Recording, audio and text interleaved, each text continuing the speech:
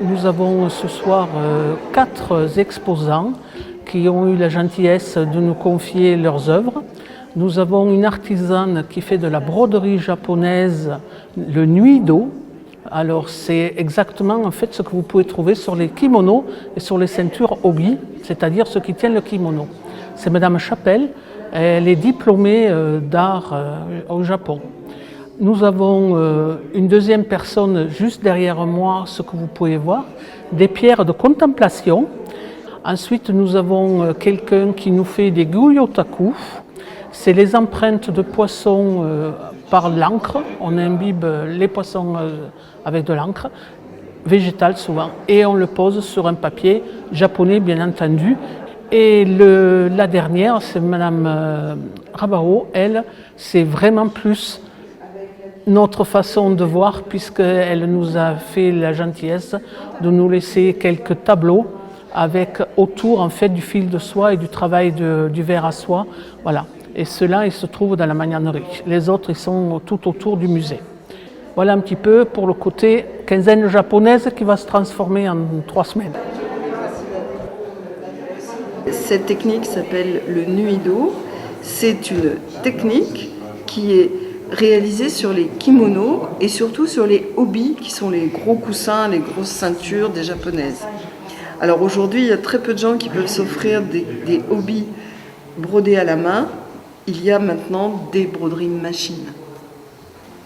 Ce sont quand même des techniques qui traditionnellement s'enseignent de maître à élève et les Japonais n'ont commencé à montrer le nuido que dans les années 70. Alors le fil de soie, en fait, il date du 19e siècle. Voilà, et c'est pas de hier. Si on est dans le monde de la soie, on sait qu'on a eu une très grosse épidémie, mais je dirais mondiale, un petit peu comme aujourd'hui avec toutes nos grippes aviaires et compagnie, et la dernière chez les vaches. Et là, en fait, il y a eu 2 épidémies, 2 maladies qui sont arrivées en même temps. Progressivement, elles sont arrivées à partir de 1830 et elles sont arrivées chez nous en Cévennes vers 1855. Et en fait, ça a abattu littéralement l'industrie de la soie. On a perdu plus de 80% des verres à soie à l'époque.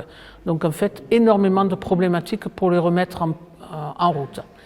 Résultat des courses, il y a un certain nombre de magnaniers, de cériciculteurs, qui sont partis au Japon pour essayer de récupérer, d'acheter des graines.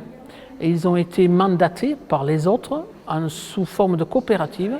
Et ils sont partis au Japon, et notamment à Yokohama, pour acheter en fait du fil de soie. Il faut savoir qu'aujourd'hui encore, le grand centre mondial de la soie, c'est Yokohama, avec un musée, avec un centre de recherche sur les fils de soie. Et en fait, c'est quelque chose qui est très très très important au niveau mondial, ce qui se passe au Japon, à Yokohama, dans ce Silk Center, comme ils l'appellent. Et on continue en fait à voir fréquemment des visiteurs japonais qui bizarrement savent où se trouve Saint-Hippolyte-du-Fort, mais je ne suis pas sûr que tout le monde sache où se trouve Yokohama. Hein. Voilà. Et c'est quelque chose qui est très important. Et à l'époque, là-bas, nos Cévenols se sont installés pendant 18 mois, puisqu'il a fallu leur produire le nombre de graines qu'ils étaient venus acheter. Et il y a toujours un flanc de montagne à Yokohama qui s'appelle le Mont France, en honneur de nos Cévenols.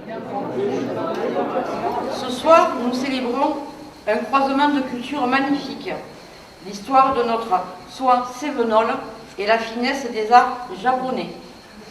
Au travers de 4 artistes et artisans qui nous présentent diverses vues sur la culture nippone à travers leurs œuvres. Alors le musée de la soie, voilà, il existe dans sa mouture actuelle depuis 2013, géré par une association dont je fais partie. Anciennement, j'étais l'animatrice, le guide, et je faisais faire des visites commentées, que je continue à faire d'ailleurs, pour le plaisir de temps en temps. Logiquement, du mois de fin avril jusqu'au mois d'octobre, nous avons un élevage pédagogique avec toutes les étapes de l'élevage des vers à soie, pour justement montrer un petit peu au public comment ça fonctionnait. C'est un musée qui retrace ça, mais retrace aussi un petit peu l'histoire des fileuses, puisqu'on tourne autour de ça aussi. les problématiques salariales, sociales, etc. du début du XXe siècle. Ça a été très important à l'époque. Et puis nous avons un certain nombre de machines qu'on espère voilà, pouvoir mettre tout doucement, non pas en action, parce que c'est soit le public, soit les machines, mais à retrouver un tisserand qui vienne de temps en temps faire des démonstrations là aussi, et ils se seront annoncés à l'avance. Pour l'année prochaine, on essaye de réorganiser des ateliers, comme on avait fait par le passé. Donc vous voyez, on continue les ateliers pour les enfants, les mercredis des vacances scolaires, sauf l'été. Et on va voir l'année prochaine comment ça va s'organiser tout doucement avec un nouvel employé qu'on aura pour guide. Voilà. Donc il va y avoir encore tout plein de belles choses qui vont s'annoncer pour l'année prochaine.